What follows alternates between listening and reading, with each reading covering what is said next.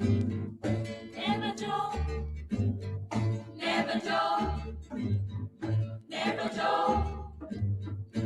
Oh, money never, money never, money never, money never, money never, money. I know what you conniving, money. Money never, money never, money never, money. You can keep your conniving money. When you've been knocked for a bum, in a bill tell me money. Now because your money done, you come with conniving money. When you had your pocket full, in a bill tell me money. Now because your money done, you hustle for tell me money. Yes, money. Money, never, money, money, never, money, money. Now I don't want you conniving money. Neighbor, joker, neighbor, joker, neighbor, joker. That's all the money that me walk. A 2 pound note and a kill that piece. A 2 pound note and a kill that piece. A 2 pound note and a kill that piece. This is all the money that me walk. I said money, never, money, never, money, money, never, money, money. I don't want you conniving money. Oh, Joseph. Guyana and Guyanese, at home and abroad. Tune in to Guyanese Morning Time, hosted by Kadaki Amsterdam, where the sun always shines. Guyanese Morning Time, the people call it Guyanese Morning Time. Rhythm, Guyanese Morning Time. Intelligence and knowledge run the front line. We go again, Guyanese Morning Time. The people call it Guyanese Morning Time. Rhythm, Guyanese Morning Time. Intelligence and knowledge run the front line. We go again. We rise up early morning watching Tom's TV, where wisdom and knowledge, yes, it is the key. Exposing corruption over land and sea, where the wicked politicians, they try to trick me. Guyana is a land for everybody. With 6 races should live in harmony. It's one set of people getting aisle money. It's one set of people doing the thievery. Guyanese Morning Time. The people calling Guyanese Morning Time. Rhythm, Guyanese Morning Time. Intelligence and knowledge run the front line. We go again, Guyanese Morning Time. The people calling Guyanese Morning Time. Rhythm, Guyanese Morning Time. Intelligence and knowledge run the front line. We go again. This is a program that you all can see, sharing your views and your integrity. Like it, comment and share it all around. Pass it to your neighbor, safe and sound. A sad situation going on in this town. The voice of the people is getting trampled down. Out of the mouths of babes and sucklings, which has ordained me to sing. I sing Guyanese Morning Time. The people calling Guyanese Morning Time. Rhythm, Guyanese Morning Time. Intelligence and knowledge run the front line. We go again, Guyanese Morning Time. The people calling Guyanese Morning Time. Rhythm, Guyanese Morning Time. Intelligence and knowledge run the front line. We go again, fooling the people. You're promoting evil. Stop lying to the people. You are a part of the cycle. Stop fooling people. You're promoting evil.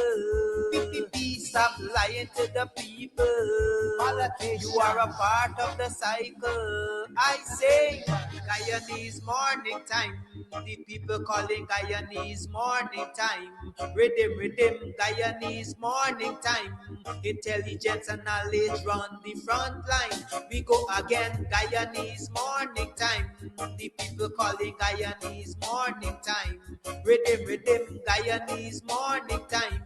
Intelligence and knowledge run the front line. We go again. They got Breakford, Bork and Mark Benchcop. David Hines and Kadaki Amsterdam. Sherrod Duncan, Nigel London. Normal Brown and Gavin Matthews. Big up Pastor, poor people governor.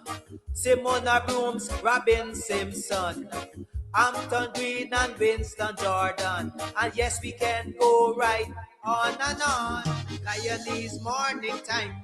The people calling Guyanese morning time. Rhythm, rhythm, Guyanese morning time. Intelligence and knowledge run the front line. We go again, Guyanese morning time. The people calling Guyanese morning time. Rhythm, rhythm, Guyanese morning time. Intelligence and knowledge run the front line. We go again. The relatives and friends of young Wyndham Bacchus, they deserve justice. The family, the relatives and friends of our in Boston, they deserve justice. The family, the relatives and friends of Peter Headley, they deserve justice. And so when we say that Guyana is an apartheid state, we have the evidence to show.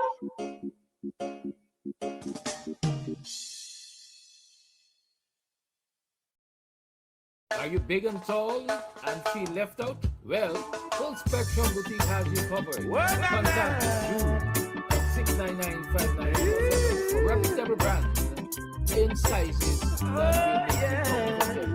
We also cater for the regular children and adults. Full Spectrum Boutique on 699-5947.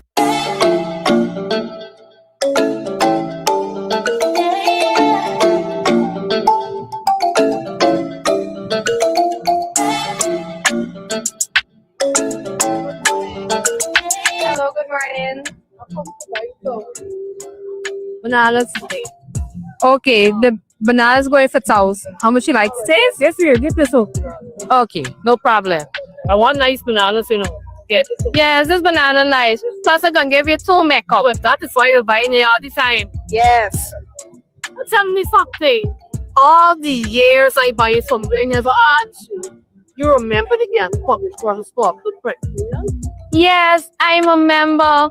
I joined the credit union a while back while I was a public servant. So, Yes. what dear? We are a public service public sector. They have a members entrepreneurial market on June the 27th of here. It's right in front of the avenue. So it's for people like you really who are entrepreneurs. Oh, anyone, yeah? Yes, I know several small business owners who are also members of the credit union. But mom, that's interesting. Do you know that I also make homemade pepper and pastry?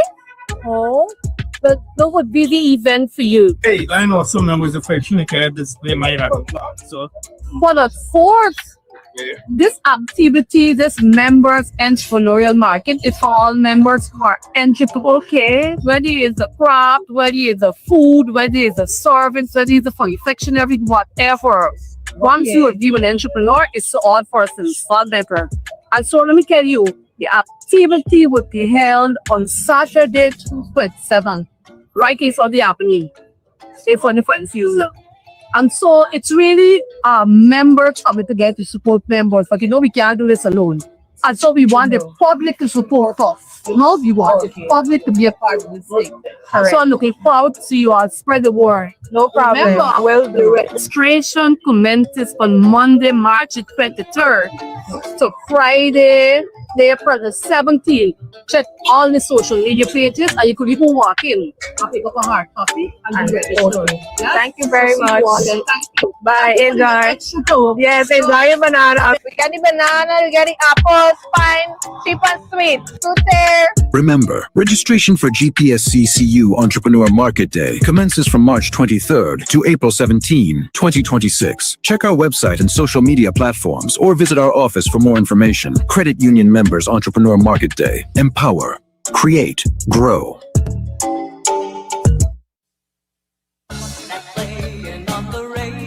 It's another change of magic as Keith Beresford and the Yankee Crew present their VIP Independence back-to-back oldies dance on Saturday, May 30th and Saturday, June 6, 2026 at the Eagles Nightclub on Rob Street, Georgetown, Guyana. Music by DJ Winky, Sly One Man Band, Genesis One Man Band, German Reinforced One Man Band, and Keith Beresford himself. Admission at the door only 2,000 Ghana dollars. Doors open at 8 p.m. sharp. So come on out and enjoy 2 nights of Magic Changes fun on Saturday, May 30th and June 6, 2026 at the Eagles Nightclub on Rob Street, Georgetown. This will be a night you will never forget.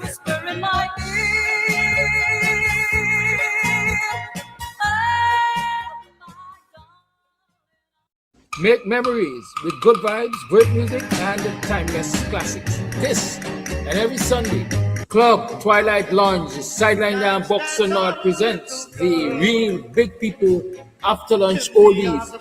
Music by popular DJs. Admission is free. Starting time, 13 hours. Club Twilight Lounge, Sideline Down, Buxton North. The place to be. This every Sunday.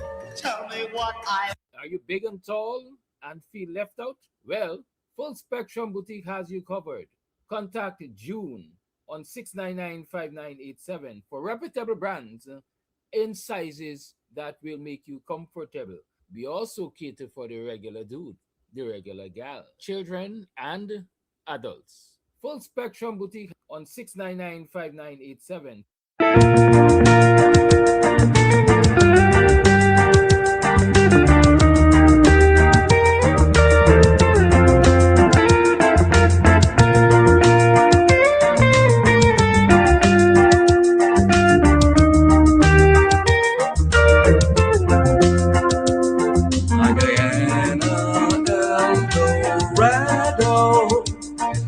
Of all the world to be, in my heart, wherever I wander, memories entwine and me.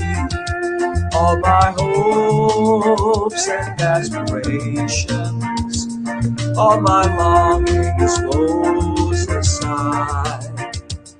Everlasting bonds surround us as the fleeting years roll by.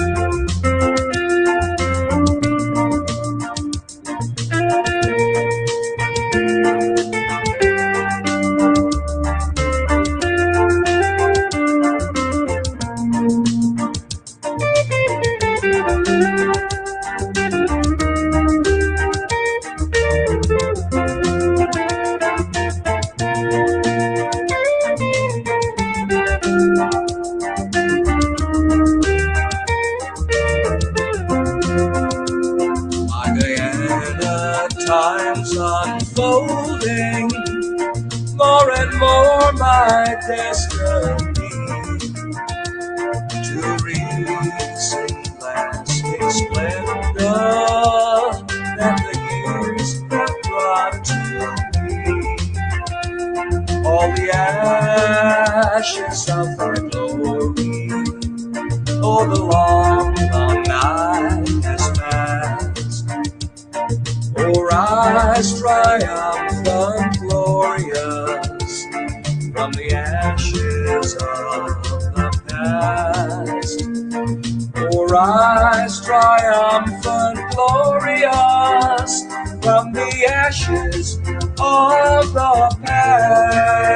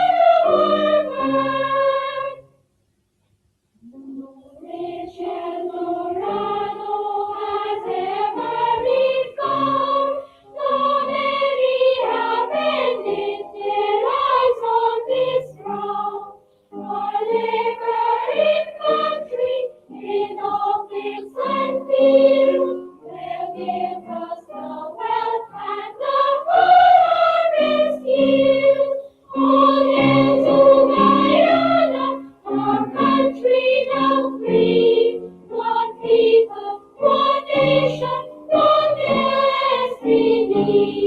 We pledge every effort, we'll cherish this land and make here a paradise.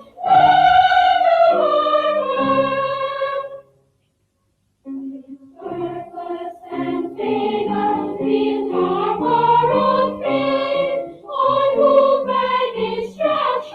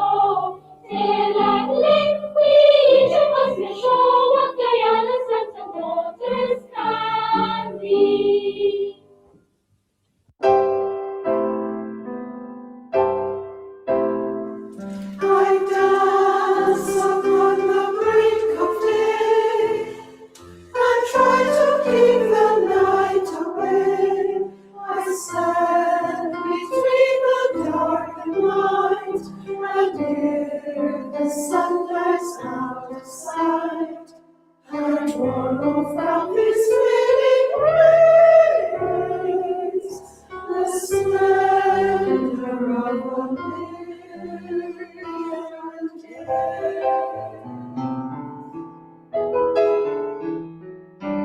A rainbow in my hand and hold, vermilion russet orange gold. I strive to light the darkness side. The day I say it shall not die.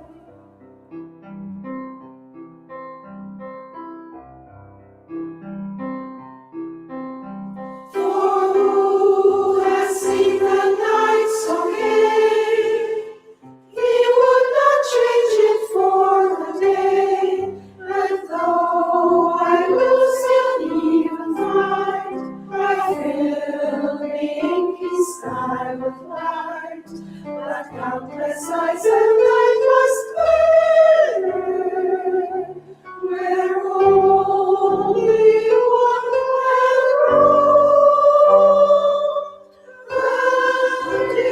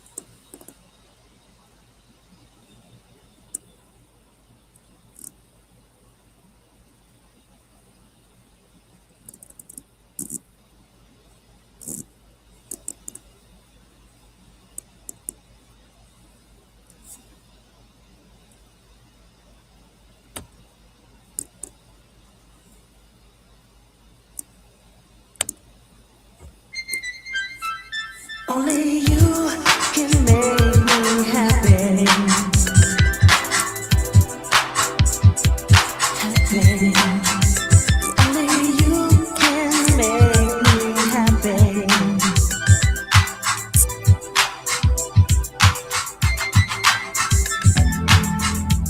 I never thought that I'd find someone like you. I feel hypnotized with the things you do. I'll never let you go. No, you're so right for me. I have to let you know. Forever you and me. Only you can make me happy. Happy. Only you can make me happy. Happy. You must be heaven sent into my life, and I compliment you, baby, baby. We have a love that's strong and true. It's true in everywhere. I want to be with you each and every day. Only you can make me happy. Happy. Only you can make me happy.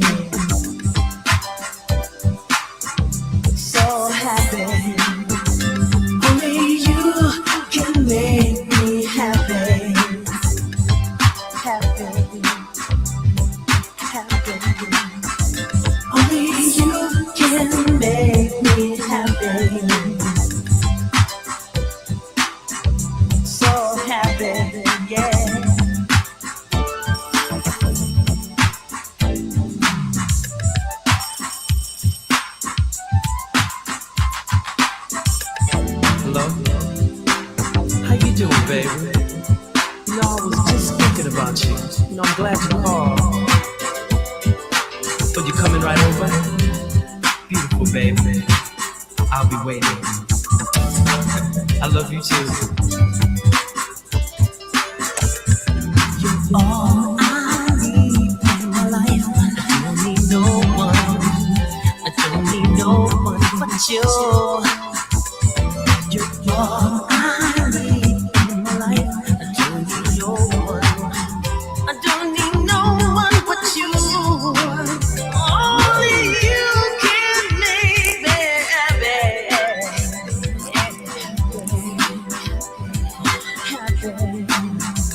Only you can make me happy.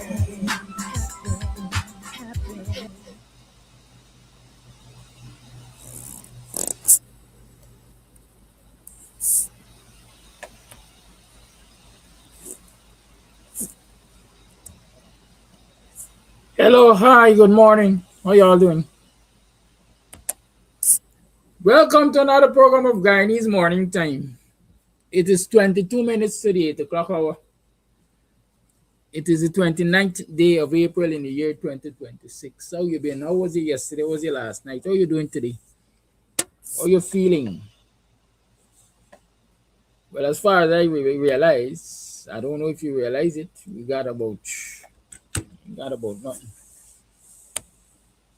The first month in the second quarter of the year is practically over. You got about 36 hours perhaps for April done. What have you achieved? From January to April, 4 months, what have you achieved? All them resolutions you set and you make. Those of you started going to the gym to lose your December fat or weight gain.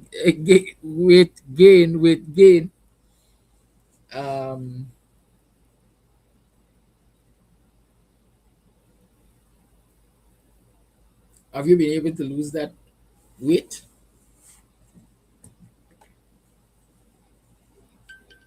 All those of you who made resolutions that you're going to eat healthier so that you're going to remain slim or get slimmer, have you been able to achieve that?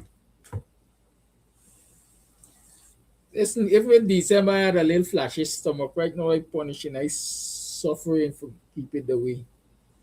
I know why this belly just raising up.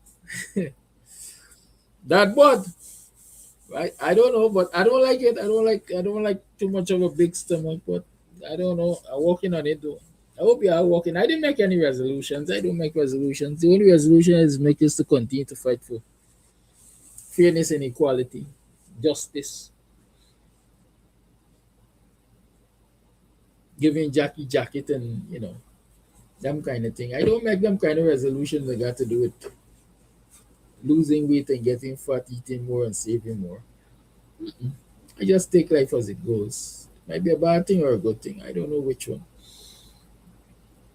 But looking at me on the camera holding up well, at least physically, you're looking fresh. I hope you have feelings too. Anyways, I just musing. It is Empowerment Wednesday. I just musing. I just, what about I say chill? I got some things we're going to talk about this morning. In fact, I want us to pick up from yesterday's conversation. There were two callers from yesterday's program. I think they made two very important comments.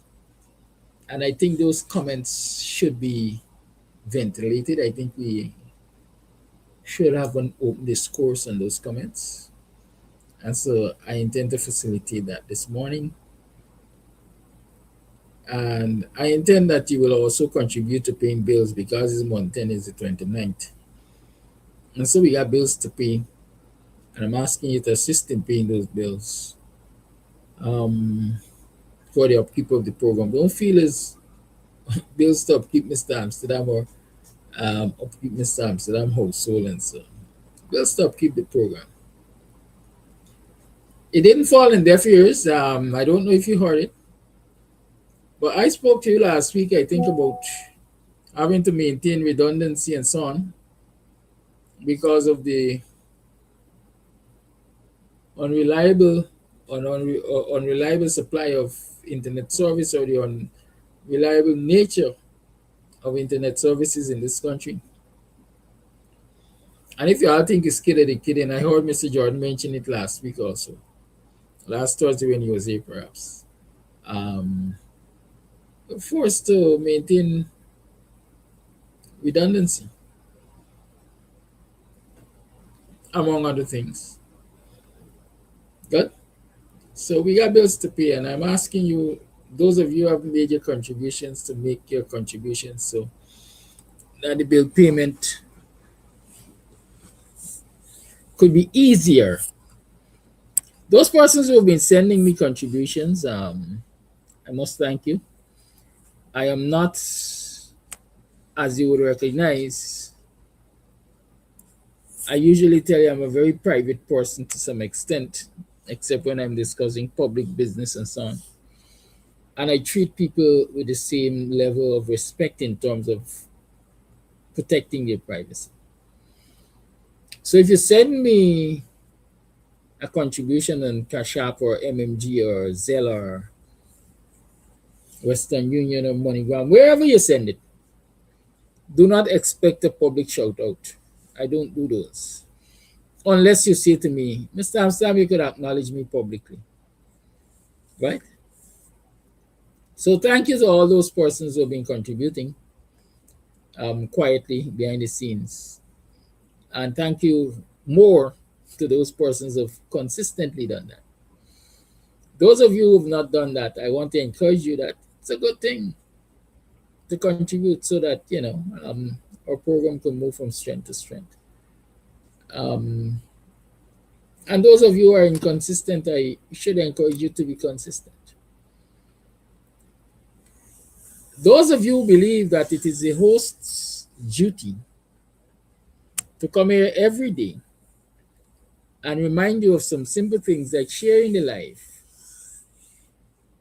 calling a friend, telling a friend that the program is on, sharing the life,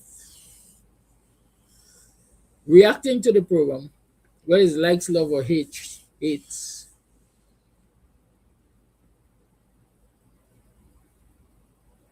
or asking you to contribute financially to the program. I want to say to you this morning, this host doesn't do that. Is not comfortable doing that, and may never become comfortable doing that. In short, don't expect me to come here every morning and beg you to do this, or beg you to do that, or beg you to do the other. We are supposed to have a oneness of purpose. We are supposed to be working for the same things. At least I hope most of us here are marching in the same direction. Because I know there are people on the program who will always challenge where we are going, will always try to be a blockade to what we set out to achieve, and so on and so forth. So I hope that most of us have the same mindset in terms of where we are and where we need to go to. Good? Now that I've said that, the numbers are not big enough as yet, so do what you gotta do. I gonna do what you gotta do. What I want to do to start with is play all what I might consider local classic. Somebody asked me for this song last week. I played it on the program before, but I definitely be leading up to the Independence Month and so on. Or are we there yet? I see there's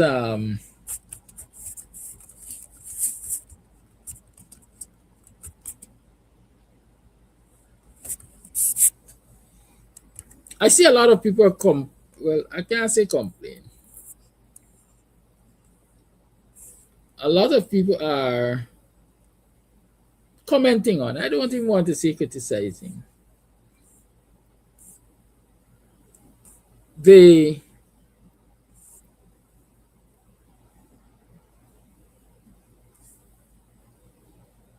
What we call it?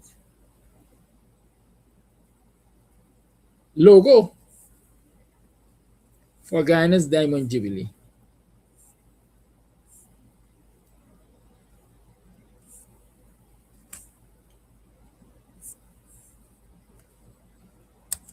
I don't know if you've seen it.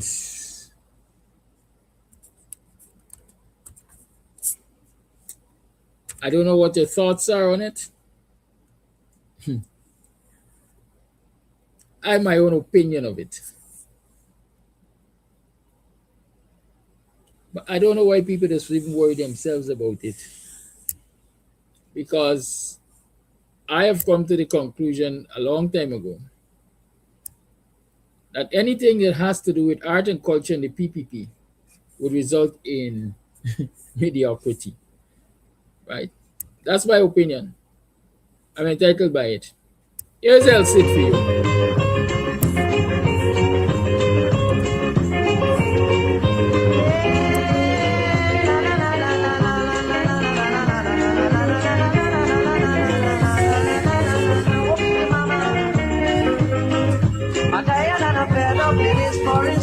Make me happy cause so treat you wrong. I tired and I fed up with this foreign stuff. Make me happy cause so treat you wrong. It's anytime you go to the market, you call me home with a foreign glass. Put it on the summer and go for this. Mildred, what the hell you mean? And anytime I want to go, you want to fight. Look, you got to catch this stuff tonight. You know I love the local fish. I love the local fish. I love the local ham. I love the local yam. I love the local pine. I love the local wine. Oh, yeah. Well, you must agree. I love the pepper pot of melody. It's people like you, people in the nation. They go in by local.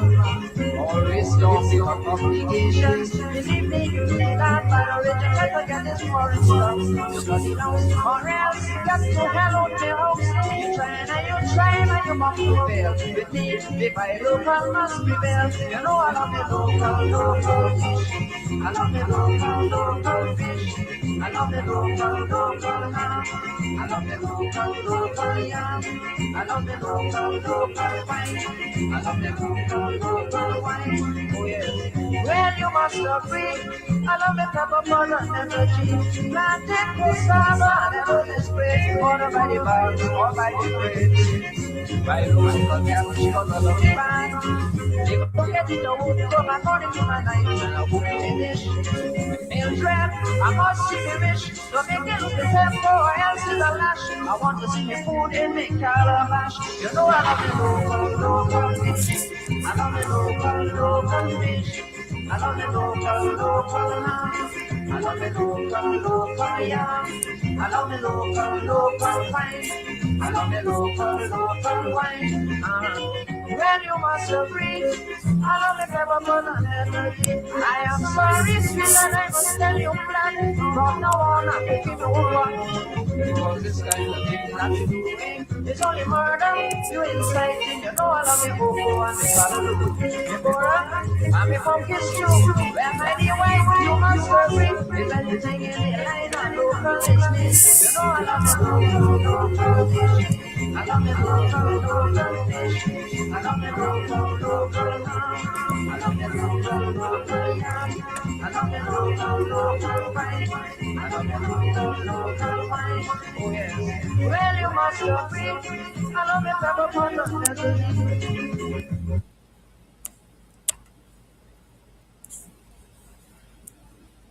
Imagine being able to build an app with your name on it just by thinking about it. Meat-based. I ain't got imagination, so don't ask me to imagine anything.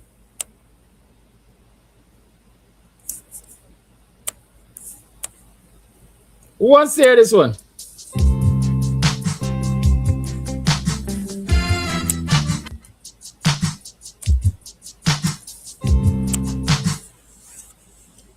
Anyways, here we are again.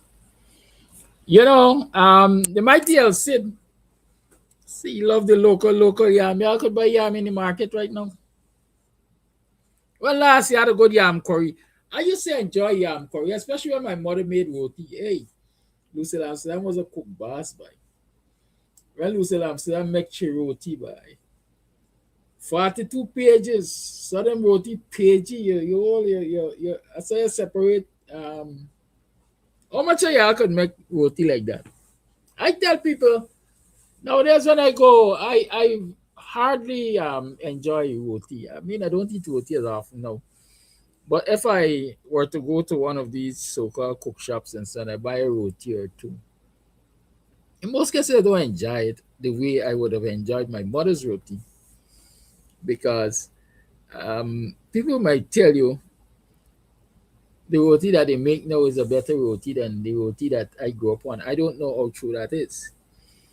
But it's an argument. It's a matter of preference. It's a matter of taste. For me, I knew roti and continue to recognize roti as flour, salt, and water. Of course, when you don't mix the flour, salt, and water with a pinch of baking powder in some instances, you got your oil and you got your butter and or wherever you grease it with and so on. Y'all could tell me if I'm wrong when it comes to that. That's what I know roti as. And I used to enjoy that kind of roti. Leafy and nice. Nowadays, when you buy roti, I don't know, it's some clammy stuff if you ask me. People just pack roti with lard, or let me just say shortening, right? And so the texture of the roti that I know has changed over the years. Texture of the roti has changed over the years. I don't know if well, they got people on the program who most likely know to make roti, and geriatrics like myself who came from the 70s and 80s eating roti or making roti and so on. Yeah, like this version of roti.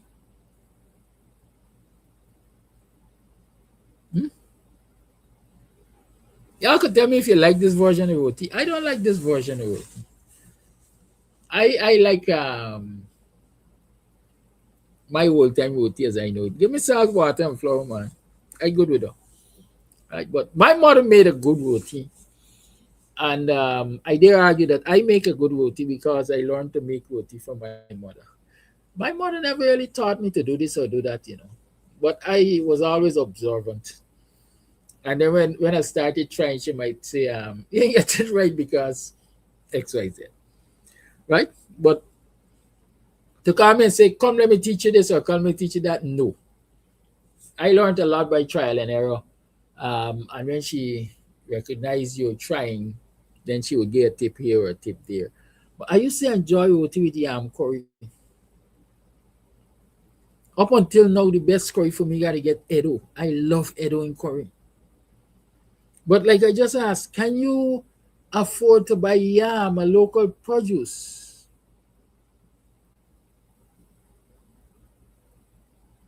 I think I saw one that says $600 a pound now.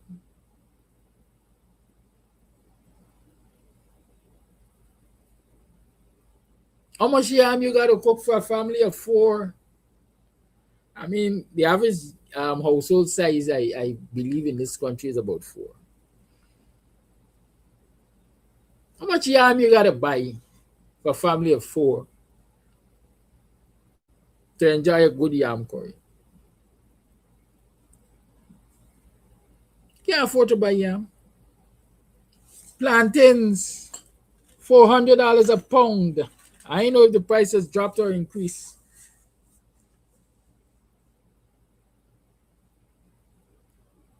Yesterday, I with my scrape myself said I want to eat 3 plantain. That was about a pound and a half plantain. And so. If you have household of 4, how much plantain you got to buy, partner? Forget a plantain and egg breakfast. Egg as well, $1,800 a chore there about. You can't tell when last I bought eggs, so I can't tell you though. But the cost of living just shifting and going upward, and the local things are like luxuries. That's a fact. Instead of buying our nice locally produced yams and arrows and so on, we gotta settle for Irish potato. At least that is what they called it when I was growing up. Irish potato. That thing, as far as I'm concerned, had no nourishment for us. A bundle of starch. You slice anything you see in starch. Nevertheless, those are just some things we have to reflect on and question ourselves about as we approach this diamond jubilee, this diamond anniversary, this 60 years of Guyana's this or Guyana's that. I see somebody when the app says those things are perishable, let them keep them on holding out for the prices. You might be right, Wendy, but there's another dimension you don't see. And it is the same thing that has happened with land in this country. Right? When the foreigners came, wouldn't like to reference when courts had their Who Wants to Be a Millionaire or something like that competition. The prices of land went up. Because if our courts was giving houses as price, then they had to find land to put those houses on. The prices went up. The only thing I differ with Rhonda there is I don't think courts competition is what carried up the price of lands. What carried up the price of lands in this country was the free movement of drugs, the illicit trades, smuggling, the drug trade. Because drug money was creating a parallel economy and has created a parallel economy in this country. And so when Banners got a whole 3-story building locked up with money, stacked in boxes that they don't know what to do with because they got so much money they can't spend, or they got more money that they need to survive, then they started finding, I would say, quote unquote, permanent ways of keeping their money or laundering their money. And so they turned to lands. They started property development. Let me make it that. Let me say property development. They started buying up lands at an excessive rate and for excessive prices. I remember there might be 2 schemes on the East Bank, and y'all could tell me if you know of them or if you know where they're located, if not on the East Bank. Those schemes, their development was associated with Roger Khan, who it is argued, maybe even by admission, in the Culture News newspaper, was one of the kingpins in this country. I don't know if he still is. By he gets off. I don't know. But I seem to remember that 2 schemes on East Bank, 2 gated communities, if I can call them that, or at least one, its development was associated Hudsonville. Thank you, Wendy. Wendy, always on the ball. I want to see you there, Wendy. I want to see what you look like and why you're so wise. Yes. Hudsonville. It's not. It doesn't take a little bit of money for private developers to develop gated communities. And if you're developing a gated community, it means that entire swath of land you want to own. And some of the people who are there ahead of you, you might want to buy out. And you buy them out at any cost because you got money like that. And so it is those kind of activities that, in my mind, my opinion, resulted in land prices going through the roof. And so the ordinary man, the small man, it came to a place where you couldn't afford to buy land. My first piece of land that I bought, I'll tell you, I paid about $400,000 for it. The first plot of land I bought as a youngster, in my early 20s, I paid about $400,000 for it, if not less. Right? $400,000 was, you can't give me a lot in space now in terms of land acquisition.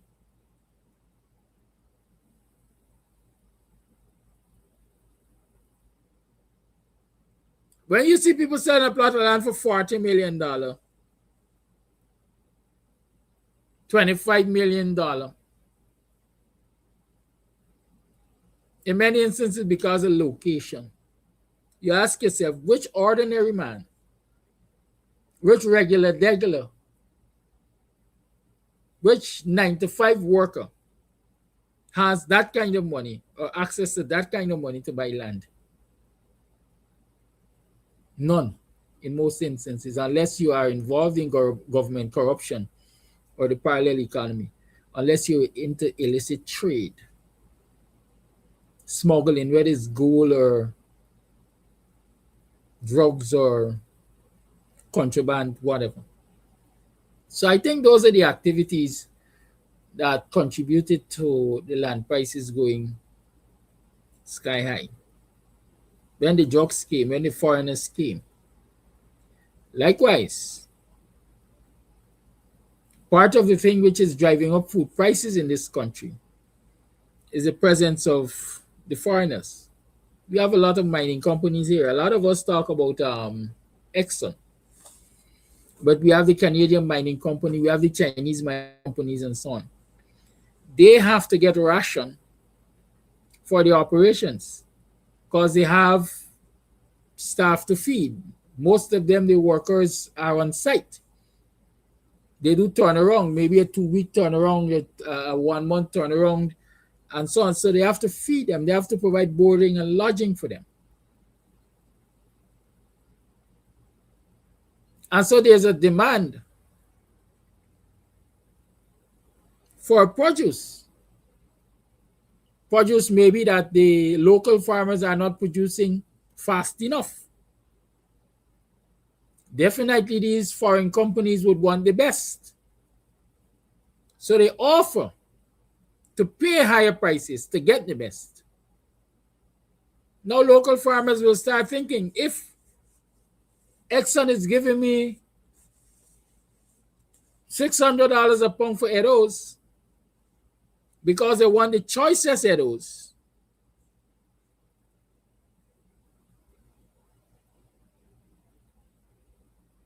why can't my locals pay me $600 Edos too, despite the fact it's a second and third quality Edos? This is the reality. So large companies like Exxon and the Canadians and the Chinese perhaps, they come and they buy, some of them go directly to the farm.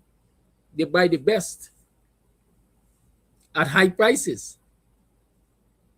When they buy the best at high prices, it creates a shortage for the local market because supply is not matching demand. So you have a shortage to the local market.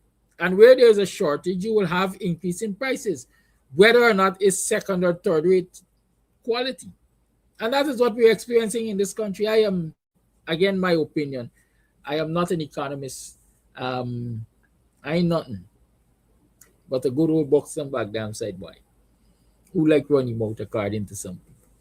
Good. But that's my theory. I think the food prices are as high as they are because there's competition for the supply.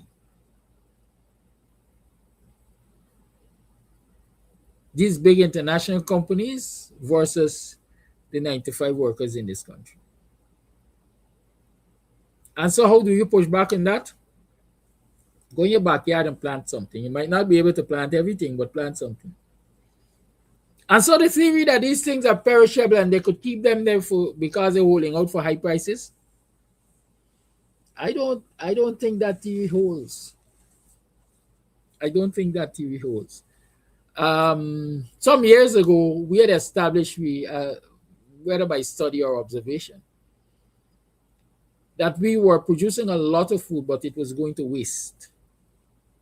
And one of the ways of checking it was to go at the back of big market at the end of a trade day and see how much things they have to throw overboard. I'm not sure that situation still exists. I'm sure the amount of food that we waste versus what we produce is reduced. I'm sure about that. Also, El Cid say he loves his local dish. All of us love our local dish. But yet we have a lot of people, and we have seen a lot of instances, like I mentioned last week or earlier in the week, where people are going to foreign-owned fast food joints to buy food. I see a lot of people say, cook your own food if you want nonsense, cook your own food and so on and so forth. Do you know that it has been established in this country, at least in the heads of many of our citizens, that it is cheaper to buy food on the road than cook at home because of the cost of living? Right? Do you know that? Yes. I usually tell my friends, Guyanese now have come to the point where they're not looking after quality. They're going after quantity.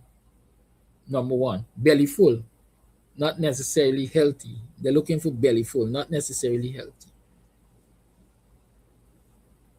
They're looking for affordability, not necessarily longevity.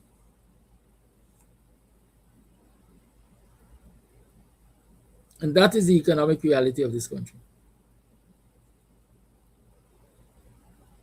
So when a man running a cook shop and pay $1,200 a meal, you put that $1,200 in the same man's hand and tell him prepare a meal for himself. You take the $1,200 and make your own food by. In most instances, he can't make it.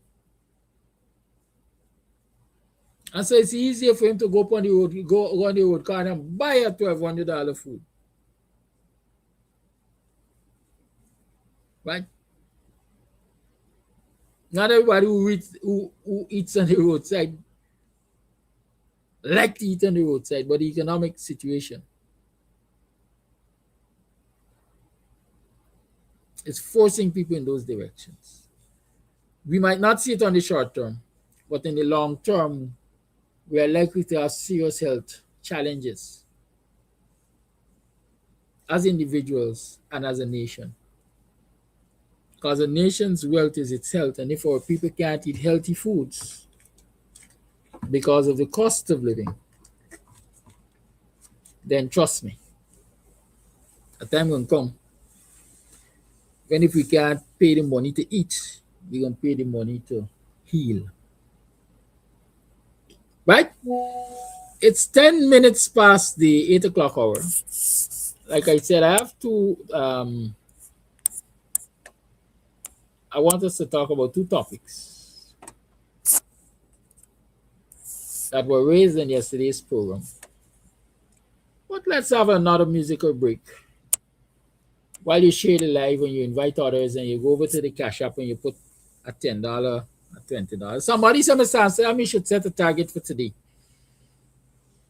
Do I have to set a target every day? Do I have to set a target every day? Me setting a target is telling people, well, listen, I got control of your pockets. I don't have control of anybody's pockets. So put as you can, according to your riches on earth. I don't know about your riches in heaven, but go to the MMG, go to Zelle, go to Cash App, put your contributions, call a friend, tell a friend that we are on, and we're taking a musical break. It was Parut telling you. You don't know what an AI work management platform is? I tell you, get out of my business, man. And let me music play.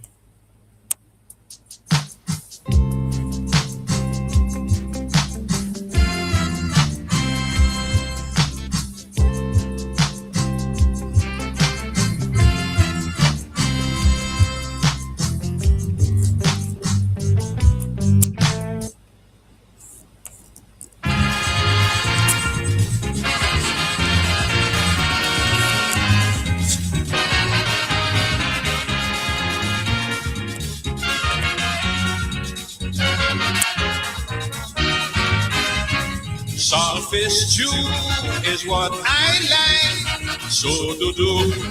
Give me day and night. I like your food, so don't find me rude. My favorite, I sure every man in here already eaten saltfish. Nothing in the world sweeter than saltfish. English cod or local bacon. It's sweeter than meat.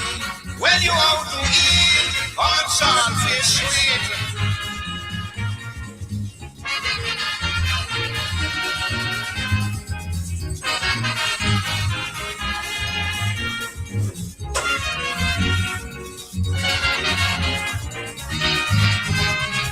Very well, I like the taste, though the smell sometimes out of place. It's hard to take, but make no mistake. I want you to know, it's because it's extra sweet and smelling so good. Saltfish, big money does run behind it. Saltfish, man does lick a man find it. Saltfish, it's sweeter than meat. When you are weak, all saltfish sweet. Some like it hot, some like it cold. No matter what, I take it young or old. When it's served with wine, man does chew it fine. Put no pepper, the bone in the center does be sweet like sugar. Saltfish, some men does get wrong to taste it. Some does go up high to face it. It's sweeter than meat. When you out to eat, all saltfish sweet.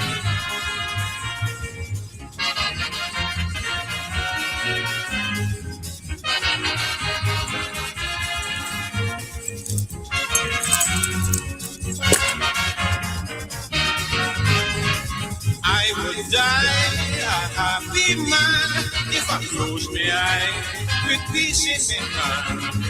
Bury me in the cemetery any morning. Put a saltfish picture on the tombstone stand. Sparrow was his greatest lover.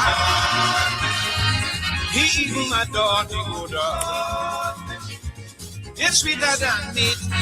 When you out to eat, all saltfish sweet.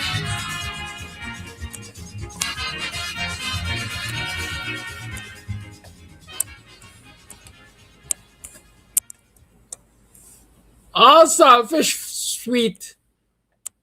Feed, clothe, and house the nation. Or feed, clothe, and house yourself. Saltfish was one of the products of that era, I would think. Right? Just the other day, I was telling somebody, sometimes I sit and I imagine eating a shine rice with some dry shrimp.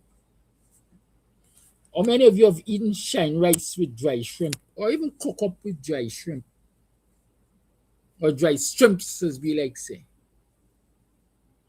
Fine meat.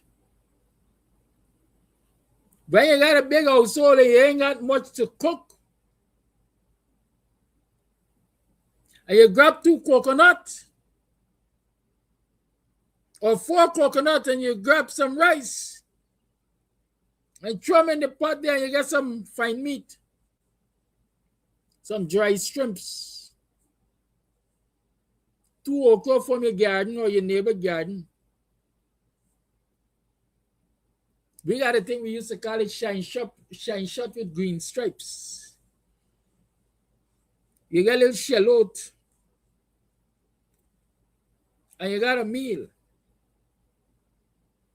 Y'all could afford to buy dry shrimps now. Saltfish. Again. Small man meat. So our fish now is $1,100 and $1,200 a pound. Especially those that look like big fish, like the trout and the snapper and so on and so forth. Bang a little cheaper.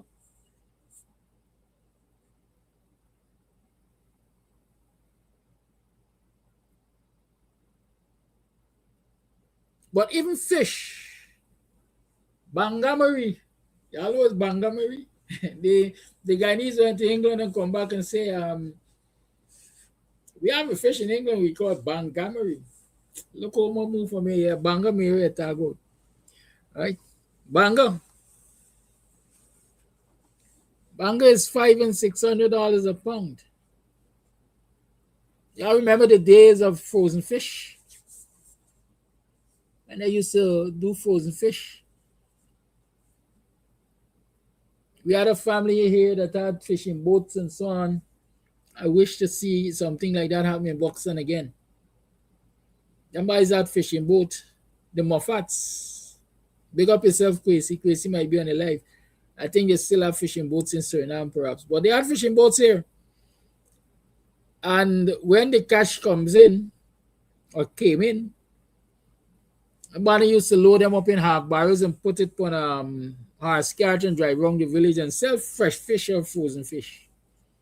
And then they move from our cart and donkey cart to motorized vehicle and so on.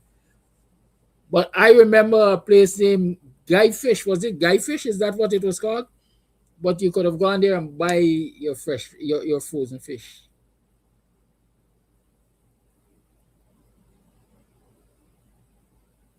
Banga is $500 and $600 a pound.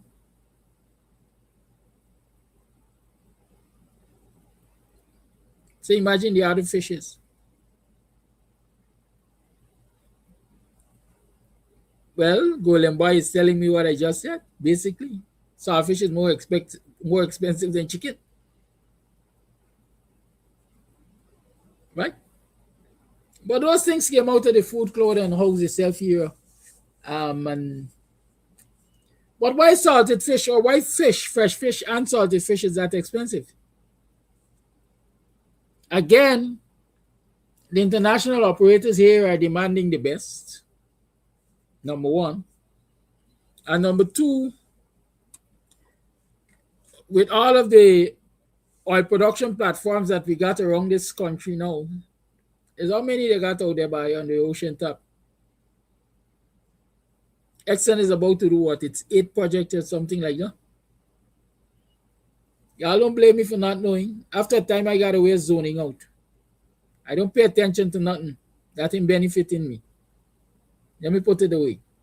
Oil pumping, but you ain't feeling the effect. What paying attention to oil for? I gotta pay attention to the people who thief in the oil or the oil income, right? But with all of the FPSOs operating on the ITCZ or whatever you call it, and so on the ocean top there, naturally there has been an impact on the habitat. The ecosystem definitely has changed. And so the fishers are finding it more difficult to get a catch. And so when you could go out and spend a couple hours, 12 hours and come back with a good catch, sometimes you spend 3 days, depending on where you throw anchor or where you head, where you draw a seine. Spend 3 days, 4 days, a week, and you come back with less than you were accustomed to getting in short time. And so the operating costs for fishers definitely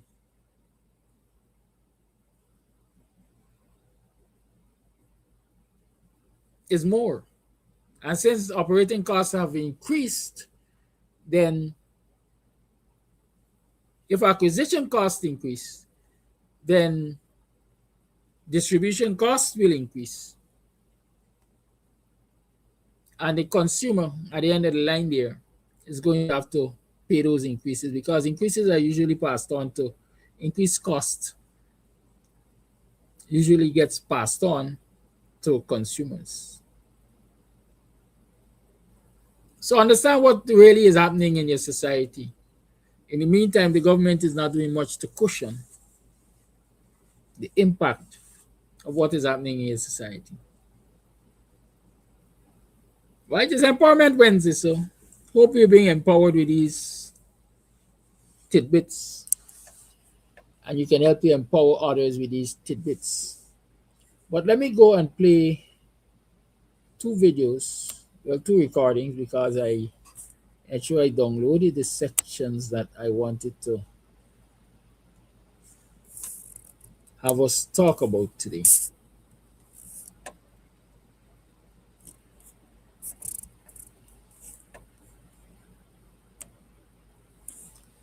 Sometimes I feel technologically and intellectually challenged. I might not believe it. I see somebody say yesterday's old age.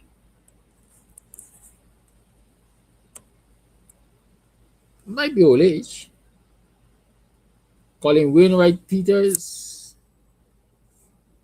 If you just joined and you're having no sound, maybe it's because you just joined. But I don't think we have a sound issue. Confirm for me, people, before I start running my mouth or playing these videos. Do you have an audio problem? Is there an audio problem? And is Wainwright Peters, are you the doctor, Wainwright Peters, that I should know?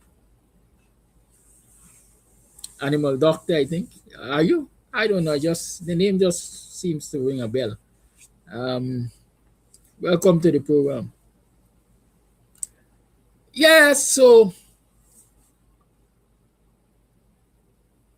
it has nothing to do with shame, Ron. I'm not ashamed of being a little fuzzy or fuzzy sometimes, but I'm concerned. I sometimes get concerned about the lag. It's why me brain lagging. I'm supposed to have an active brain, right? Yeah, so it's not fear or shame. Well, it's not shame, but it's more concern, right? And out of that concern, I make it my duty every year to go into my annual health check. They ain't showing me nothing wrong, really and truly. So maybe it's just exhaustion, right? Maybe it's just exhaustion. But we're talking. Let me play these two videos to you. Like I said, I will play them and then we will discuss them. Well, if I call them video, yeah. You see, President Granger, he did us a great harm. As in, then did not support our way. And he pulled all of his parliamentarians away. I think he did us a great harm. And I think it's only equal like undo the harm, you know. It's only equal to undo the harm. Mr. Granger, if you are listening, you are respected in this country, especially on the side. I am pleading with you, sir. Please undo that harm. Please undo that harm. You are dividing the party. It's you divided the whole party. You divided the whole party. And it's only you could bring it back. If you didn't go on that road, yes, you won't harm. And because people will sit you harm, yes, they can't set up. And you will next. Understand me? You have to work with the people want. You should work with the people want. The people that want to there and Anthony did like it. And a lot of it like it. But I still work with it. They work with them. We get them right. Come on, Mr. Granger, man. Please, Mr. Granger. Please, unite the party. You're the only one to do that. The party has never decided on Mr. Campbell as the leader. In order for anyone to become the leader of the People's National Congress Reform, we must go to a Congress. There's a process for that. Mr. Campbell is currently, Dr. Campbell, sorry, is currently a member of parliament. He is the lead person representing those parliamentarians who are representing the APNU in the National Assembly. He's responsible for them. So anything to do with parliamentary affairs, he is the lead person for that. So I just want to set that record straight. Good. Two important and interesting points of view there. Let me say, months ago,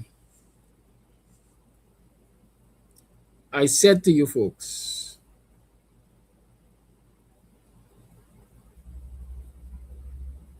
a time is coming when there will be some serious infighting in the PNC. I said that to you. And I explained to you why I am expecting more infighting in the PNC. Because currently Dr. Campbell is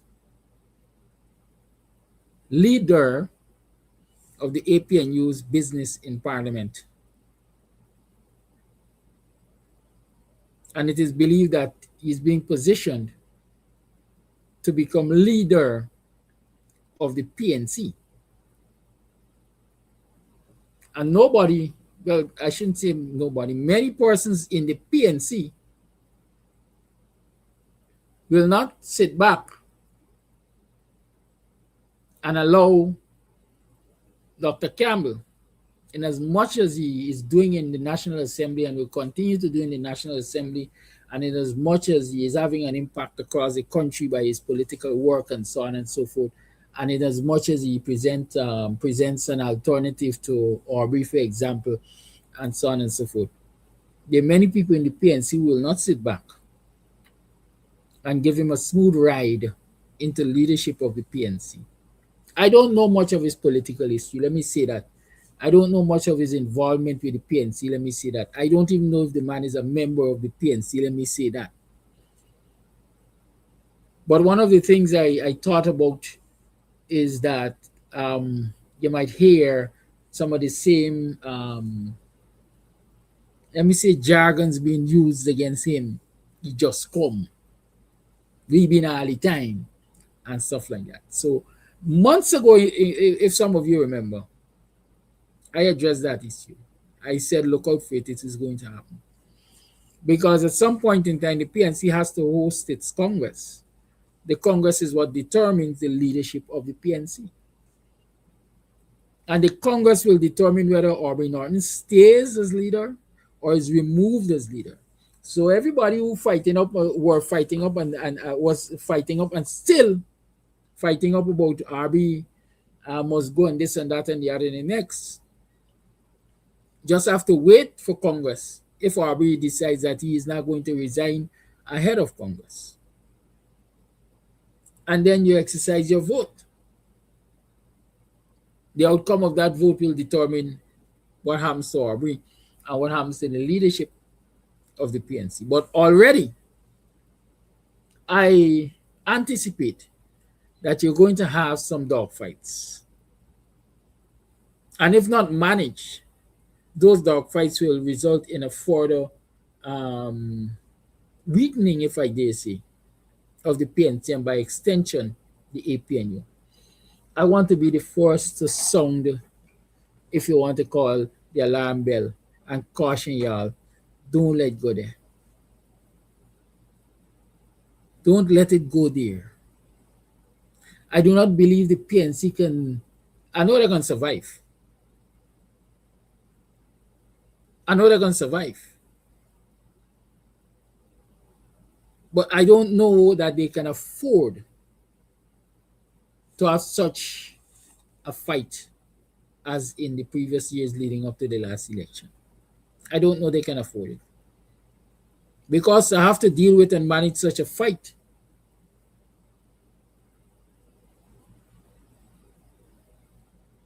Means that they will be distracted from the real fight that is ahead of them.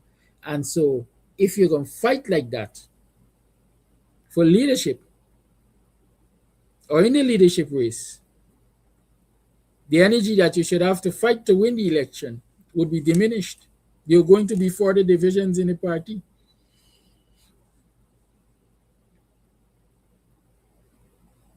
There will be further divisions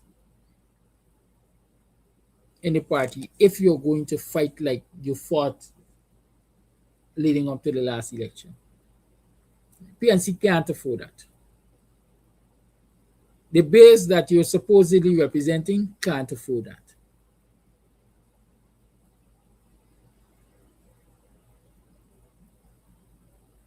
Right? I see fellow is asking what is happening with the WPA. It has long been concluded and agreed to that when you talk about the national politics, WPA is small fish compared to the PNC. WPA over the years has played a supportive role to challenge the PPP in government. And WPA will continue, in my mind, to play that supportive role until such time that the democracy of this country has really emerged. And the political education and wisdom in this country has really emerged that people can see that there's a benefit in voting for the WPA as a standalone party. But so far, the history of this country has not shown me that.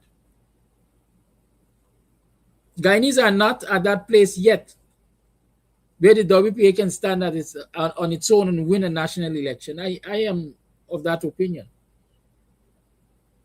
The people might disagree, but that's my opinion. And that's not an admission of failure or weakness. It's a recognition of where you are and being able to, quote unquote, punch in your weight class. And WPA far out punches its opponents at that weight class. But the fact is, the only way we shift the conversation from the PNC, which is the bigger political organization, which commands a larger following,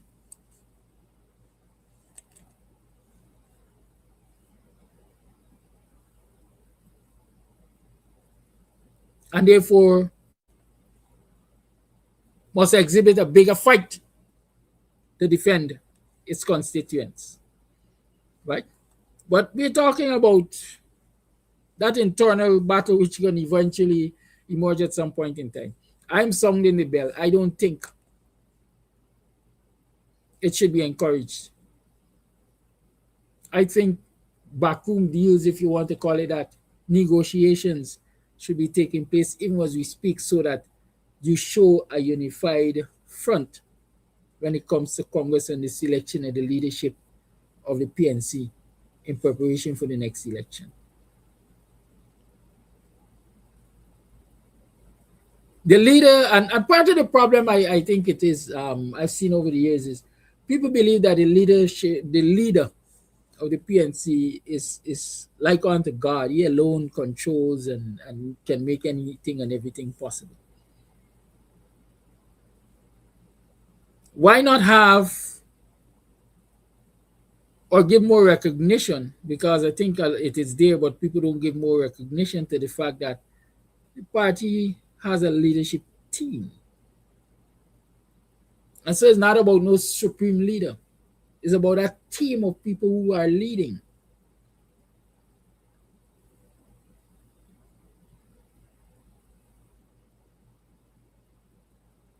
There's no question about the capability of the 12 in the National Assembly currently. I see people singing high praises to them all the time.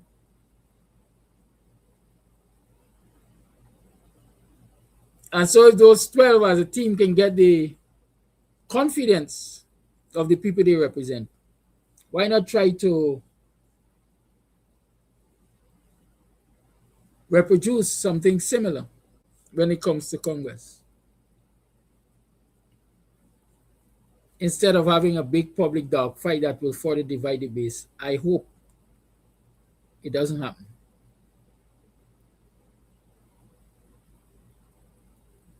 Second comment. First state played, I think. Mr. Granger. Somebody call him Mr. Granger. First, they accused Mr. Granger of or former President Granger of causing the division of the PNC or in the PNC. And secondly, they beg him or they say to him, you're the only person who could reunite the PNC, and so we're begging you, get it done. I agree with some of the sentiments, I disagree with others. The caller in response to this opinion said, Granger, the first thing the caller asked for is the evidence that Granger caused the division, and Granger did this with his parliamentarians or that with his parliamentarians. I usually say it's one of the most disrespectful things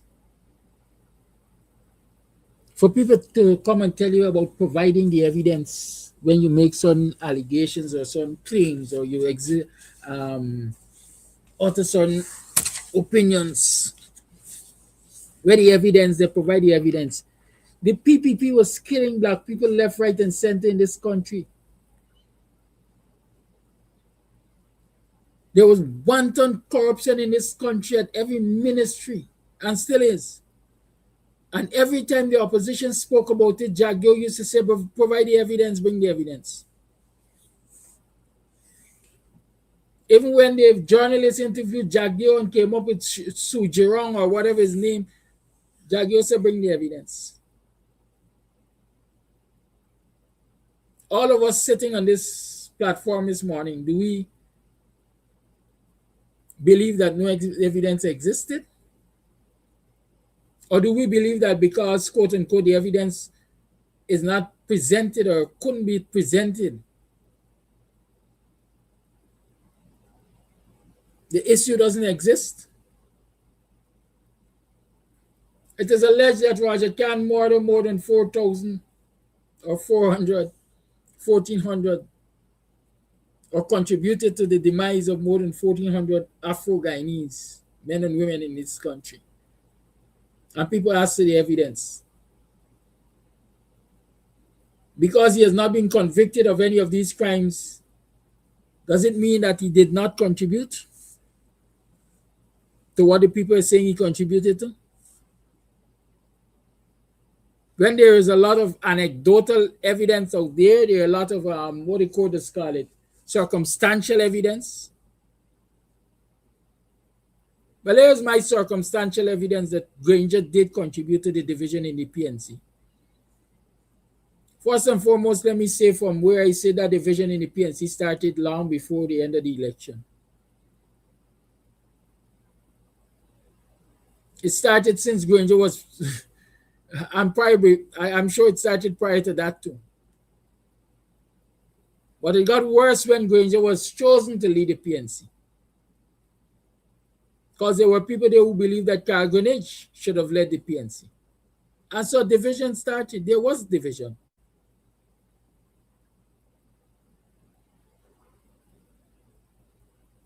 But okay, they weathered the storm and they make arguably 5 years in government.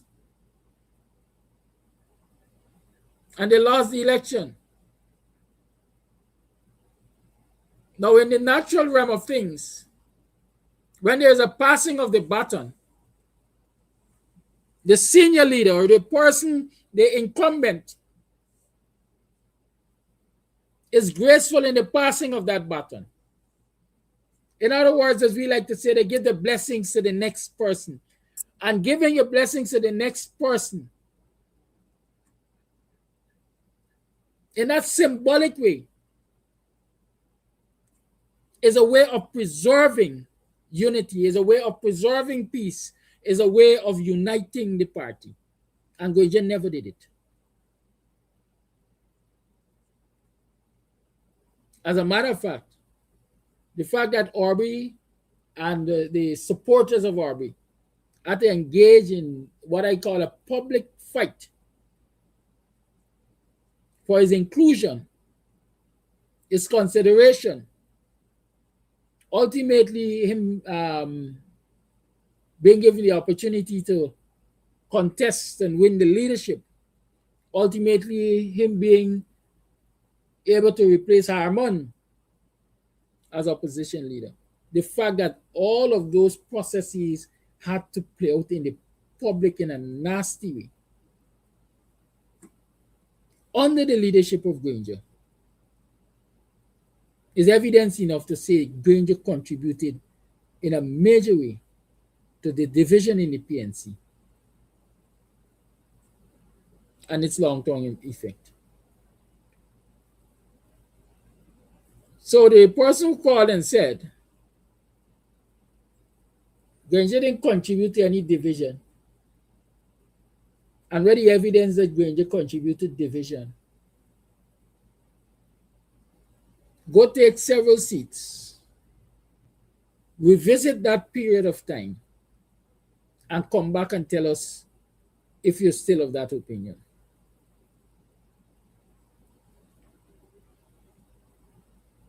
The way Granger treated the population in this country, the populace of this country, the supporters especially of the APNU, and black people especially,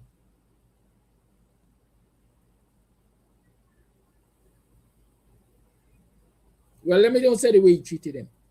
The way he reacted, the way he accepted being forced out of government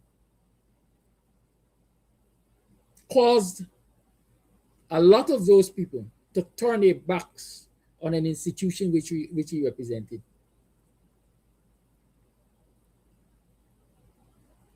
Because in their eyes, he represented weakness of leadership. And if the leadership of the institution is weak, then people see the institution itself as weak, and they want to associate with no weak institution or weak leader. I remember when Granger accepted the result of the election, the day after Emancipation Day. At least I think that was the day, the 2nd of August. When black people were on a high on the 1st of August,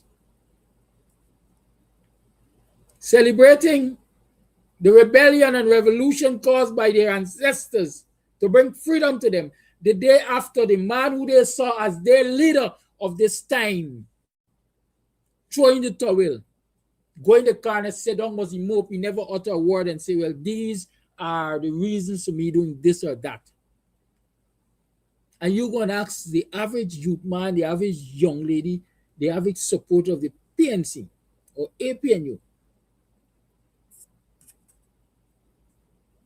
how they view that up to this day. And they will tell you that that man has caused a wedge between them and the PNC or the APNU because they see it as disrespectful, they see it as selfish, they see it as weakness, they see it as selling out, they see it as all kinds of things. So if you're asking again whether or not Granger contributed to what the PNC and APNU is right now, at the weakest state perhaps, go back to that period and relive it, and you're going to understand.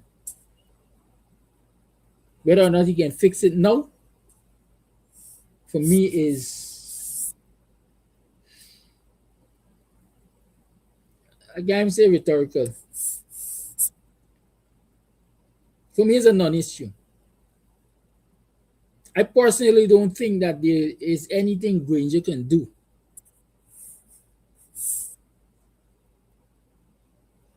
except maybe to appease his bourgeois friends, middle-class friends. Maybe that might draw them back to the fold of the PNC, indeed. But I don't think there's much Granger can do to convince the ordinary citizens of this country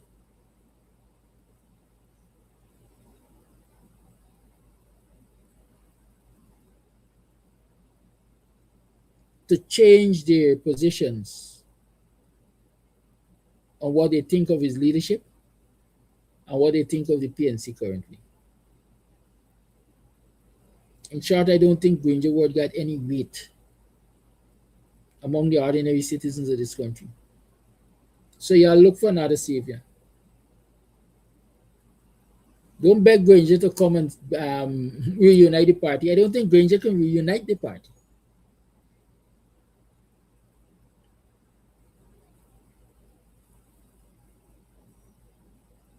Reuniting the party for me has a whole lot to do with the rank and file members of the party. It has to start with them recognizing that the division doesn't benefit them in any way.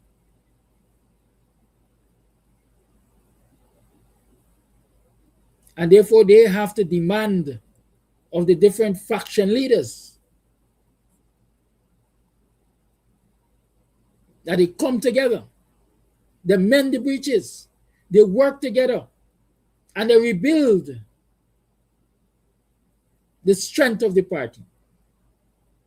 I don't think any Granger could make that happen. I don't even think any Norton could make that happen. I didn't think any one man could make it happen. Because at the end of the day, I'm saying it is the rank and file members of the party who must make it happen.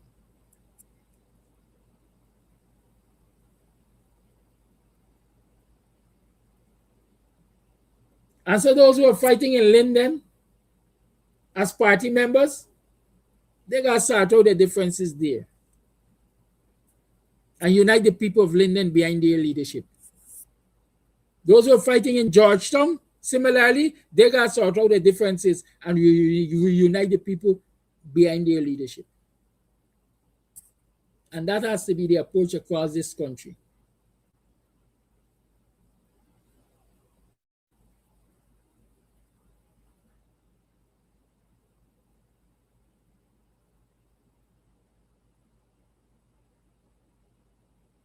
You might have similar happenings in the PPP without the kind of impact that we've had in the PNC because they got a different approach. They recognize the importance of their unity. And they recognize that even if we disagree with each other, it is important that we put that disagreement aside and fight together to win, because if we don't win, any of us, if we don't win, none of us will be able to suck this salt out of this country like we're sucking it out. So while Anil would want to be president, even if it is just for his ego, while Frank Anthony would want to be president, even if it is just his ego, they recognize that if they fight publicly and they fight in a nasty way, they will weaken the strength of the party. They face a strong possibility of losing. And so they won't get to sit at ministries and do the things that they are doing. So it is better to be able to sit at a ministry and feed at the trough than be thrown out of power altogether. And so Banner me gonna rock this boat the way I want to rock it, because we might lose if I rock it. I'm gonna play along and they're gonna agree that I get freedom to do whatever I want, whenever I want, and they're gonna back me. Because if they don't back me, then the whole ship gonna capsize, because if I go down, they're gonna go down too. I think there's a mindset over the PPP. I see people talking about a public spat. Well, there's not public spat, an internal spat between Ali and Jack Dio. Ali wants Mr. Madam Minister Rodriguez, and Jack Dio wants the Tyra girl. And so it is alleged they got a internal bickering as to who will be the next presidential candidate. I'm not sold on any of that propaganda, let me call it that. Because the question I'm asking, and I will ask daringly, is Guyana even ready for a female president? Is Guyana even ready for a female president? Are Guyanese at that place, or PPP supporters at that place? I mean, y'all might say they got groupthink and so on, but is the PPP supporters at that place where they are ready to vote for a female to lead them? Whether it's Priya or Madam Mr. Minister Rodriguez. Y'all consider that. The lines are open. We'll go until 9:15, at least. You can obviously have at mine. And remember, Cash App is waiting for your contribution. So too is Zelle. MMG. And you can call me for Western Union and the rest. Call you on. Good morning. Yes, good morning to you and all my black brothers and sisters in Guyana. First thing first, Flash Gordon is responsible for what he said, not how some black Guyanese just interpret it. You know, I thank God that what I asked him for blessed me with a spirit of remembrance. Whenever I talk about David Granger, you always said, Flash, you're looking back, move on. David Granger is out. But I live today for see spend time correcting. And what the young man said, I calling up the same young man for praise him yesterday, but you did not answer my call. You answer the minister, and I believe the minister is Miss Ferguson, the ex-minister of housing. I believe it's she. Voice, because she love to do that, you know, on this program. But the man is right. David Granger did not control his MPs. The mistake he made, and Flash Gordon spoke about it. But because I have first grade education, you don't even say what Flash Gordon says is right. David Granger allowed Ryan Ford, Ganesh Paul, and the other young Coolie boy who was treasury for gossip on your phone about when Abinati was leader, but blank check and blank check. I said, every country, every government has given out blank check in this world. And David Granger never call him in and give you MP them an insult. Say, look, what you guys heading to and doing, it is wrong. Never do it. Because David Granger did not get his way. Like how Jack Dio get his way with Ali, if he want to get his way with Aman. David Granger is the one that has always said, it starts from Desmond Prasad, Granger Prasad. They destroy black people's life. They take black man vote. Kindness for weakness. And we must call them out because Flash Gordon don't want the next black president in Guyana destroy the other young voters' life like that. Use us, abuse us, and then refuse us. And nobody don't want to talk about it. Let David Granger go and enjoy what black people did for you. Show him love. When Mark asked him for the program, would you tell your supporters them what you and the president talk, Ali? He said no. He said some waters must leave untouched. Some nonsense talk that. David Granger met one black woman lay down across the street in that hot sun because them outside protesting and waiting. And he for jump in the car and walk away, for drive away. The lady said, no, hell no. You got to come out and tell us something. We are not dog and cat. We are human beings. We vote for you. Tell us something. That is when he come out the car and says something and skinty the jump in the car and gone. He did divide. It's Abinati God used to bring us back together and clean that system up. And I believe Campbell get more work to do for prove himself that he could lead PNC supporters. When I was working with the Union 1199, if a man get one day in front of you and he want that week for going vacation, or you cannot get that. You cannot get that. Don't give emergency.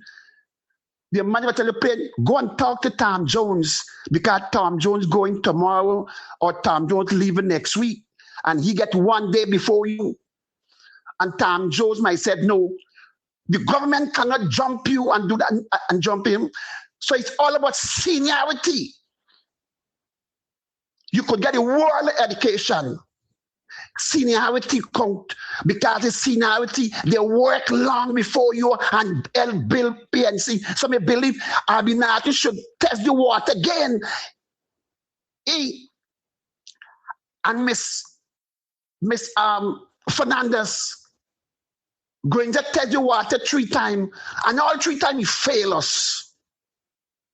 How can you see something 47 boxes? 47 boxes. He and them male minister, all the male minister, them fail black man and make black people children go for suck salt and drink black water tea. And when Franz Garden talk about it, you all don't want to answer me call and cut me off for them nonsense thing that God said, continue call Flash Garden because God don't want the next black minister, the next black president make that mistake to his people them. When a young man said, if Flash Garden never talk nothing good today, he says something good today, you challenge that black boy and challenge me. It is time for we teach and lecture the right thing. It's all about fight and demand and stop this nonsense. One more thing before I go, and I'm calling out the teacher. If you did not do it, you are as guilty as the person that do it. Why you allow people to come in your classroom and disrespect people, children, for putting them on Facebook and they're sitting down on the floor? What you should have done, teacher, is to call your representative, the teacher union, and say, look, we have a problem here. I'm here to work and there is no table and chair for me, and the children them don't have nothing to sit on. And you don't have to go to emergency and see the fact and make a call to the Minister of Education right away and get things done. And them children supposed not to be set down there. They're supposed to return back home to their parents. The teacher union supposed to be there and make sure the children get back home safe until the government fix it. How do y'all want things to fix when y'all don't demonstrate? Y'all only Facebook showing out things every day, every night. Public for them fat cat for make money. The teacher, what you did, you endanger the people, them children, by putting them on social media like that. I'm calling for the teacher union, keep it in service with the teachers them and let them know before you do things like that, notify us first because you'll be in trouble and we cannot save you. One thing my union 1199 teach me, we could only help you find a job, but we cannot keep a job for you. You got to keep your own job. So you got to do the right thing, do the company law, like company rule, 8 hours. It is time for we fight to the end of the day. We got to stop enlightening and repeating. The Koli people that would always do wrong thing to black people and children. They said Guyana is a little India. And I'm working towards that. We must get it to the back of our brains. My grandmother teach me nothing easy come to black people in this world here. But if we got to fight for it, we got to like because it belongs to us. Our ancestors make it, build up from and leave the foundation, and we got to represent that foundation.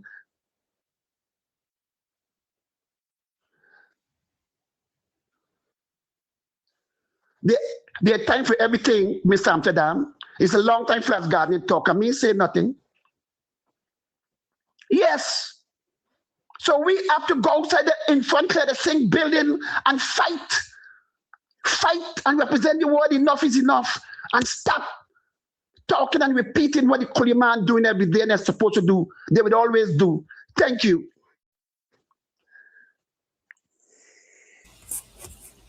Thank you for your call.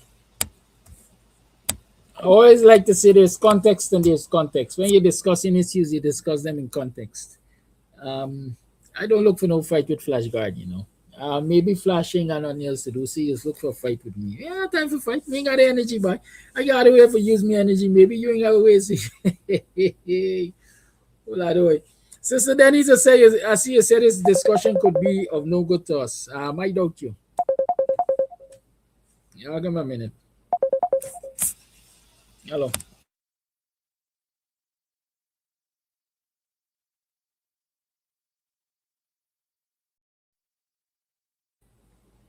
Yeah.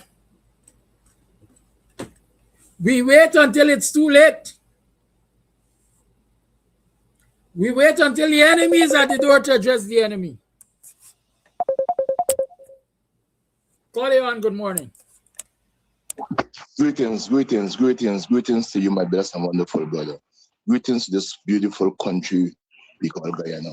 Greetings to all the leaders, all the worshippers, all the persons who position in this blessed and wonderful country we call Guyana. I want Guyanese to understand, rather open their eyes, put their ears to the wall, and beware what is coming, what is around them, and what would happen to us if we don't keep our ears and our eyes, ears wall and our eyes open. Why I'm saying this to you, Mr. Amsterdam, and Guyanese especially, home and abroad. Never mind who you might be, if you're as a WIN, PNC, PPP, whatsoever you be. At the end of the day, even though we understand the division of our race issues, whatsoever it is, at the end of the day, our motto is supposed to be one people, one nation, and one destiny. It don't happen anymore because of the power of being today, and we are destroying it by the second, each day. Okay. Mr. Flash Garden, next some time, yes, I accept that. I want to go deep into it now. Division comes from your home, your mother, your father, your grandfather, whosoever your guardian to go with. And if a child or children have that attitude, listen to what I'm saying, attitude of negativity, he or she would grow with that and capitalize on it. At the end of the day, no one going to suffer. All of us will suffer him or her in entirety of position towards our family. And when you see a child or children grow with that attitude or that mindset towards life, and you give them a position in entirety, look out what's going to happen. Okay, Mr. Granger, Mr. Height, we had the greatest people in the country ever let us born. You had Hamilton Green, you had Robert Corbin, all these guys were there. You had Joseph Harmon, all these guys were there, plus other leaders who were positioned in this beautiful country called Guyana on the PNP side. Besides, they had their own issues with gay people. But the difference about them, those people to us, we that destroy our own selves just because of personal gain. We ain't looking at the future of our generation or the future of the country. Yeah. I don't care, he mustn't lead me or she mustn't lead me. I rather stay home, I rather go vote for them. Whatever it is, we ain't trying to solve the problem and see where the problem away from and trying to kill it before we get out done. And I'm saying to you, Mr. Amsterdam and Guyanese, if we act together, we dead. We are already heading to the market slowly. Because why I'm saying this to you, sir, I remember when Apni was in power with the signing bonus, the $18 million was a whole halabu. The whole country used the Apni. Even our own supporters side with the people and said they paid me money and ain't giving me no money and this and that and the terror. Now, when the people go in power, the people go one minister. Remember now, they're claiming the thief $80 million US, right? Let me say the ticket, according to the natives. But when the period now, the people have then accepted them, put it there for the fight for the ICJ for Guyana, Venezuela, which in the PR was real bad because it's more than 95 people that they're using the money for the ICJ for fight the case against Venezuela. Which the PR was bad, we accept that. Now the pigs who come in power. Within a year and a half, I'm make a deal with a company from 240 million US dollars for 3 million US dollars. Now, here's what I'm saying to you, Mr. Amsterdam. You only start with that man 18 million. And a man fighting off 211. What's the difference of 18 compared to 11? But you know what? Guyanese pay only grumbling in the car now.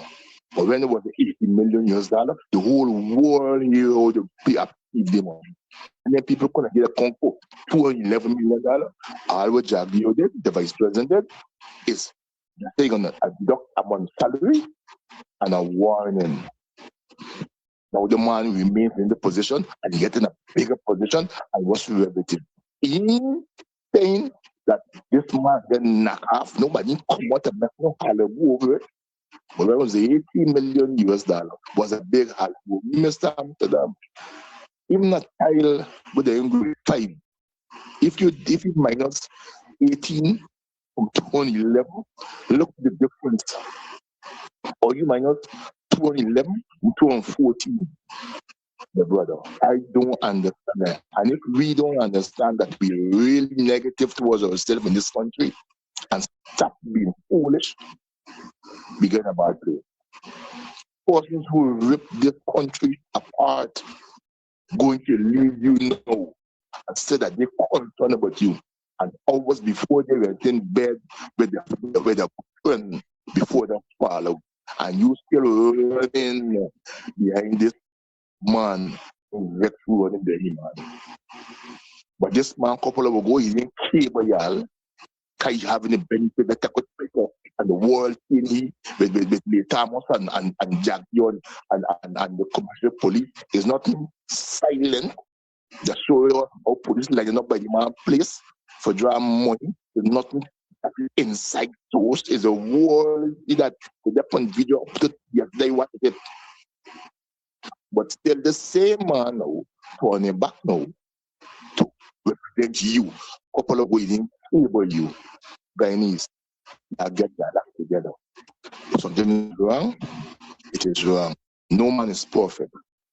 But let me face the reality about life.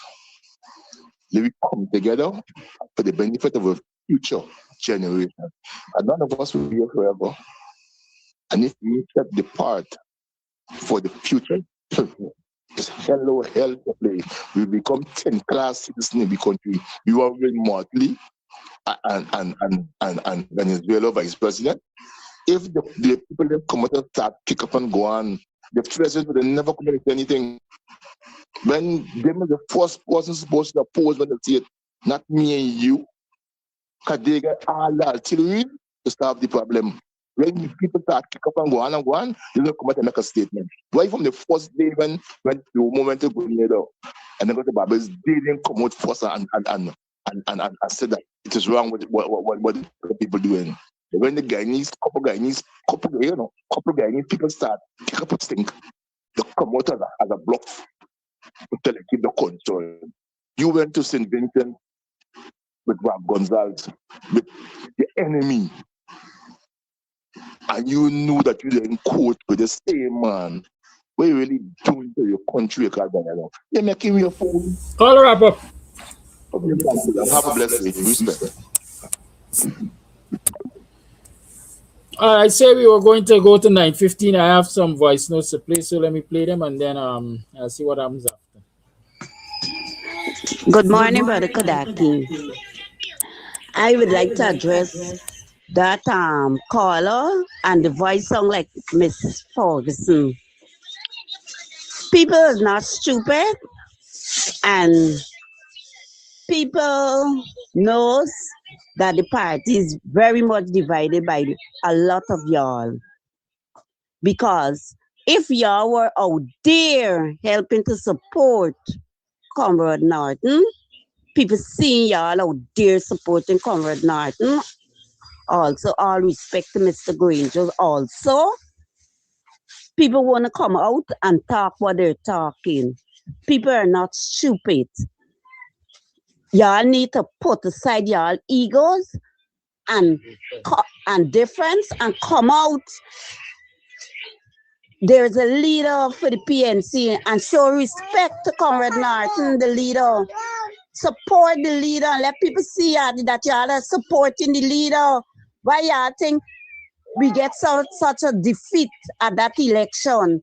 Don't mind we were so robbed at that election. But because of a lot of y'all pull yourself in a corner, people seeing y'all and all kind of nonsense, y'all need to stop it and come out and support Brother Norton. Support the leader.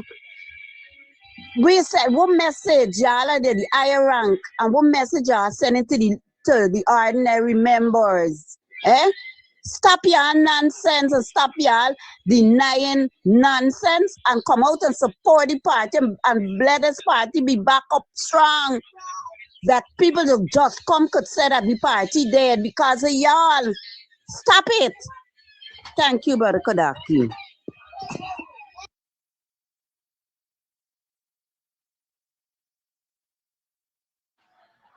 A blessed good morning, Brother Kadaki. I am moved to give my piece this morning after a long time.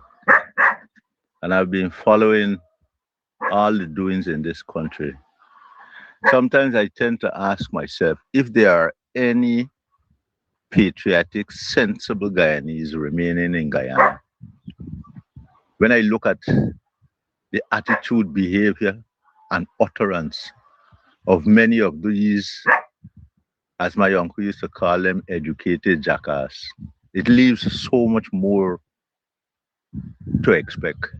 Well, don't worry with the dunce. That boy just keep disgracing Guyana. You ask him about salt and he can't telling you about water. That jackass. All he knows is evil and wickedness as a racist. Anyhow, this morning I applaud you and your listening audience at this point of time. Flash Garden was on point. And I've been saying that quietly among my own people as I reach them. We must call a spade a spade. And Guyanese must acknowledge and recognize that Granger was a total destruction of the PNC. The destruction started with Hoyt, and he has culminated the destruction of the PNC to the extent I will say it openly because John public don't know. When Norton took over Congress Place, he took over a shell. Even to the vehicles that belong to the party were not there. Simple things like computer were not there, records were not there. Himself, Ali and Harmon destroyed everything. And so Norton had to start from scratch without a penny.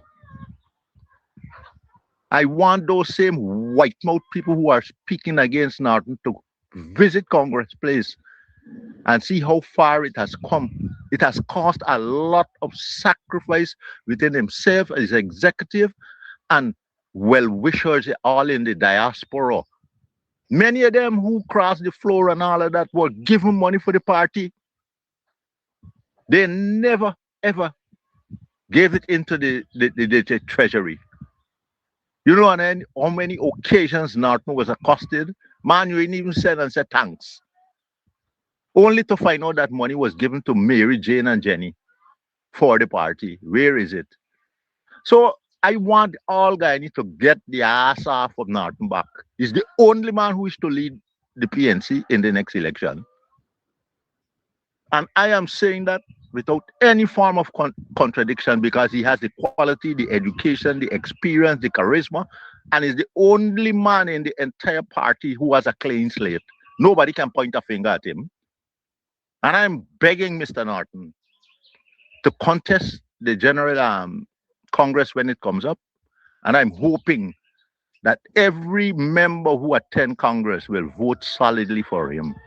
If Guyana is to go down the drain because of jackass called themselves black man, by not supporting him, will let us all suffer. Because he is the only man who can bring about a difference in this country. This thing is not about fancy dress and nice walk and all them foolishness. Guyana is being destroyed every day as you walk around this country. Tears run from your eyes to see the destruction that is taking place, especially against the black man. Why the black man can't understand that it's only a black leader can save them, and that only that black leader is no one else but Aubrey Compton Norton. I support him 100%. And this morning I tell you, Kadaki, I have enjoyed your utterances so far. It is time we call out these black inept individuals who call themselves leaders. You know, it's time we call them out. Not too long ago, I was listening to Nigel London, and I've been saying it to many people. I said, what is wrong with this boy? How can he say he has wisdom and have a racist alongside him when he started that people's movement? The man has been saying on his programs on many occasions that he's against PNC and APNU, and he will never collate. So I don't know what Nigel London had expected. Now he's talking about how he found out that the man has been traitorous. Certain people are who they are. You can take them out of the bush, but you cannot make them different because they are born, bred, and they die as racists. Nobody loves the African man. Why the African man cannot understand that? Especially our young boys. Huh? They give you a sweetie and then they're there on your back. Is that what we are worth? And when people talk about the criminality of the young people, it is because PPP over time has studied how to rule Guyana. They know to rule an illiterate nation is the easiest thing. And so they created that system in the learning institution as no child left back. If you can't even read and write, you can't even write your name, can you discern what is right, what is decent, what is moral? Yeah? It is a sad day for Guyana, and it's only that the Indian community is not talking out. The Indian community is worse than the African community, but we are a big mouth set of people. We love to talk. And so people know what is happening in the African communities. But the Indian communities are in a sad state. I only hope those sensible Indians can come along with us and help us all to create a just, respectful, decent society for all of us. Or else we all will go down the drain. And I'm saying publicly, and if Mr. Norton does not hear, I hope someone will tell him. I say that he must run for the leadership and presidential candidate. And I am saying those who don't want to support, and if he should lose the election, let us all go down the drain. Because he is the only person, and he must not sacrifice by giving another person that position. That portfolio belongs to him. If he was sidelined since high time, Granger worse because he encouraged the destruction of his performance. Anyhow, you have a blessed day, brother. And once more, I would like to say that I enjoyed your program this morning so far, and keep the good work going. It's time for us to call out these rats. You got some of them running around all around the place like.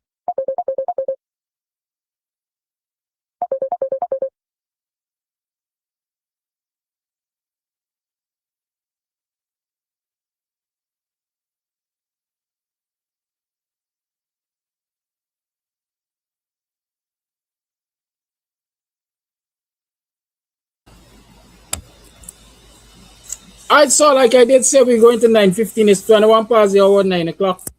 I got at least 2 voice notes that haven't been played. Maybe we'll play them tomorrow. Have a great day. Stay safe. Let me give you another tune as we leave. You know, I always leave you with a tune. Just said, take him without my rights. Why not? Just type your script.